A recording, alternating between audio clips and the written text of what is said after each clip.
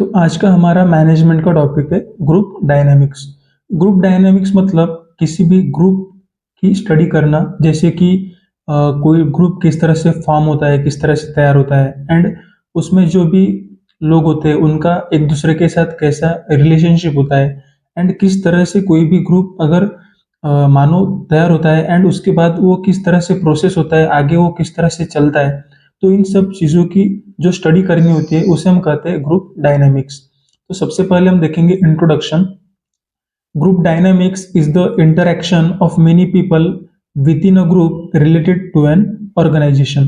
तो group dynamics मतलब किसी भी ऑर्गेनाइजेशन में, किसी भी ग्रुप में उसके बीच में जो लोग रहेंगे तो उनके बीच में किस तरह का रिलेशन रहेगा, किस तरह का इंटरैक्शन रहेगा, तो उनकी स्टडी करना मतलब group dynamic. Then the influence of personality and power of behavior on the group process can influence the dynamic of any group. तो उस ग्रुप में किस तरह के लोग वर्क करते हैं, काम करते हैं एंड उन लोगों की पर्सनैलिटी, उनका बिहेवियर किस तरह से, तो ये सब चीज़ें उस ग्रुप पे अफेक्ट करती है। वो ग्रुप किस तरह से प्रोसेस करेगा, किस तरह से उसकी ग्रोथ होगी, तो ये सब चीज़ें उस पर इफेक्ट करेगी।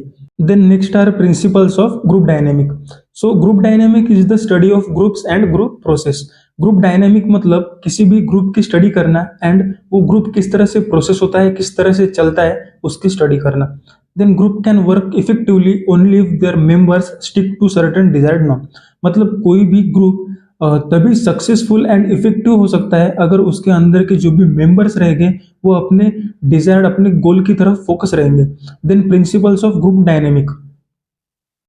सो first principle, the difference between the leaders and the lead should be broken.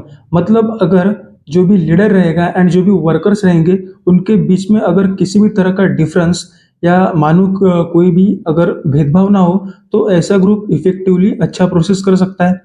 Then second is the more the members like a group the greater the influence it would exercise on them.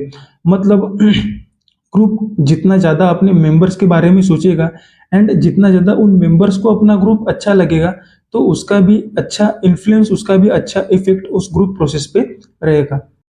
Then third principle, successful efforts to change sub parts और individuals of a group would result in making them confirm to the norm of the group. मतलब मानो अगर group में कुछ भी अगर कोई भी वर्क अच्छे से ना होता होगा तो उस चीज़ को या फिर उस इंडिविजुअल को, उस पर्सन को हम ग्रुप से निकाल देंगे ताकि बाकी के जो भी वर्कर्स रहेंगे, बाकी की जो भी चीज़ें रहेगी तो उन्हें एक सबक मिलेगा, उनको पता चलेगा कि हमने ग्रुप के नॉर्म्स स्ट्रिक्टली फॉलो करने चाहिए।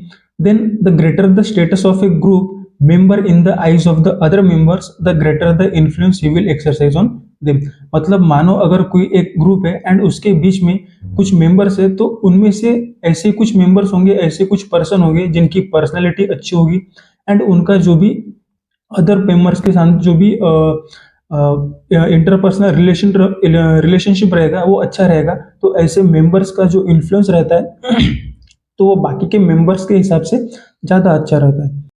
Then fifth principle, all the members of a group must share information relating to need for change, plans for change and the consequence of change। मतलब ग्रुप में जो जितने भी मेंबर है उन मेंबर्स ने सबने अपना अपना ओपिनियन देना चाहिए एंड उन्हें जो हिसाब से लगता है कि इसमें चेंज होना चाहिए तो वो इंफॉर्मेशन उन्होंने शेयर करनी चाहिए एंड उस चेंज का क्या इफेक्ट हो सकता है ये भी उन्होंने वहाँ पे एक्सप्लेन करना चाहिए। Then sixth and last principle is any change in one part of a group produces strain in other related parts. This can be reduced only by eliminating change or by readjusting the related parts। मतलब अगर किसी भी चीज़ में अगर problem होगा तो हम उस चीज़ को रिमूव करके वहाँ से निकाल के हम उस चीज़ को करेक्ट कर सकते हैं। लेकिन अगर किसी एक चीज़ को चेंज करने से अगर किसी दूसरी चीज़ पे अगर कोई इफेक्ट आ सकता है तो फिर वो इफेक्ट हम दो ही तरह से कम कर सकते हैं, या तो उस चीज़ को पहले की तरह करना या फिर हम उस चीज़ को रीएडजस्ट कर सकते हैं या फिर निकाल सकते हैं। Then next are group task roles. There are 11 task that even group performs. मतलब कोई भी ग्रुप होगा एंड उसके अंदर जो भी मेंबर्स होंगे तो उन्हें उस ग्रुप में किस तरह से रोल्स करने चाहिए एंड उनकी रिस्पॉन्सिबिलिटीज क्या क्या है। तो फर्स्ट इज इनिशिएटर। पर्पजेस और सजेशंस, ग्रुप गोल्स और रिडिफाइंस द प्रॉब्लम्स। मतलब इनिशिएटर मतलब किसी भी काम को शुरू करने के लिए उन मेंबर में इनिशिएशन हो जाए, उन्होंने उस वर्क को स्टार्ट करने के लिए इनिशिएट लेना चाहिए, तो ये कोई भी कर सकता है। Then second is information seeker, search for a factual basis for the group's work. मतलब किसी भी ग्रुप को वर्क करने के लिए उसके पहले हमें उसकी पूरी इंफॉर्मेशन कलेक्ट करनी है, एंड जो भी इंफॉर्मेशन हम सर्च करेंगे तो वो फैक्चुअल बेसिस, मतलब उसके पीछे कोई ना कोई साइंटिफिक रीजन होना चाहिए। Then third rule is opinion seeker. Seeks opinion that clarify or reflect the value of other members' suggestions. मतलब हमें हर किसी का ओपिनियन जानना है एंड खुद का भी ओपिनियन हमें देना है, एंड इसकी वजह से जो भी कोई भी अगर डाउट होंगे, कोई भी ओपिनियन रहेंगे तो वो सब क्लियर हो जाएंगे, एंड अदर मेंबर्स के जो भी सजेशन है वो हमें मालूम हो जाएंगे। Then fourth is information giver, offers an opinion of what the group's view of partition value should B.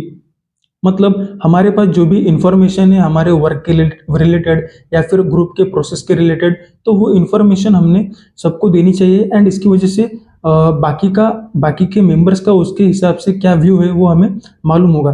Then इलेबोरेटर provide examples और extend meaning of suggestions given and how they could work. मतलब जो भी हम information provide करेंगे या फिर कोई भी आगे वाला पर्सन मेंबर हमें इंफॉर्मेशन प्रोवाइड करेगा, तो उसे हमें इलेबोरेट करना है, मतलब उसे एग्जाम्पल के साथ बाकी के मेंबर्स को समझाना है, एंड वो किस तरह से हमें हेल्पफुल है इसका हमें बाकी मेंबर्स को बताना है।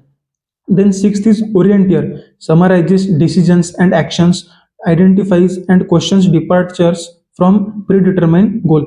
मतलब ओरिएंटियर मतलब जो भी हम काम करने वाले, तो उसका जो भी डिसीजन रहेगा, एक्शन रहेगा, एंड जो भी क्वेश्चंस रहेंगे, तो वो हमें किस तरह से हेल्पफुल रहेंगे, उससे हमें गोल अचीव करने के लिए कैसे हेल्प होगी, तो ये सब बातों को ओरिएंट करना, इसे हम कहते हैं ओरिएंटियर।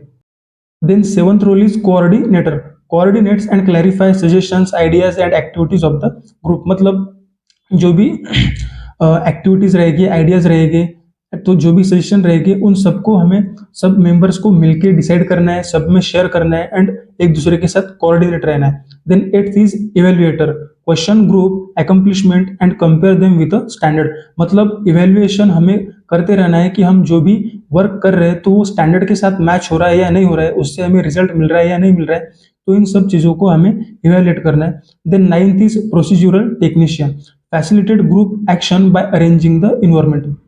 प्रोसीड्यूरल टेक्नीशियन मतलब हमें कोई भी काम जब भी हम कोई भी काम करेंगे तो हमें उसके लिए अच्छा इन्वायरमेंट क्रिएट करना है, तो उसे हम कहते हैं procedural technician. And 11th is engine energiser, stimulate and prods the group to act and raise the level of its action. मतलब हमें जब भी हम ग्रुप के अंदर वर्क करेंगे तो हमें एक अच्छी एनर्जी हमारे अंदर रहनी चाहिए, एंड उसकी वजह से हमें अच्छे से काम करने के लिए हेल्प होगा। And last role is recorder, records the group accomplishment and activities. तो हम जो भी वर्क हमारे ग्रुप में करेंगे तो उसका जो भी रिजल्ट होगा या हमें जो भी उससे आउटपुट मिलेगा, तो वो सब हमें रिकॉर्ड्स रखना है, तो इसे हम कहते हैं रिकॉर्डर। तो ये हमारे सब रोल्स हो गए जो कि मेंबर्स किसी भी ग्रुप में करते हैं।